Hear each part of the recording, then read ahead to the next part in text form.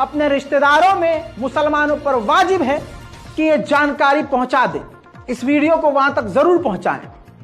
Aerial पूरी तरह से पब्लिकली इजराइल के कातिलों को जो जेनोसाइड गाजा में कर रहे हैं उनको सपोर्ट कर रहा है। कैसे? ये इजराइल की मिलिट्री के लिए अपने ट्रक के ऊपर सैकड़ों वॉशिंग मशीन लगाकर भेज दिया है बॉर्डर पर।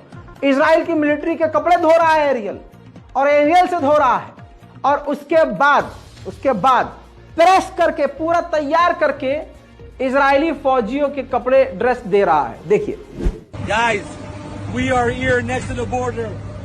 Laundry, washing machines, dryers. We're getting now. It's going to be ready, and we're going to iron for the soldiers. Front line to Gaza. A week and a half, he didn't do laundry, and we're doing laundry.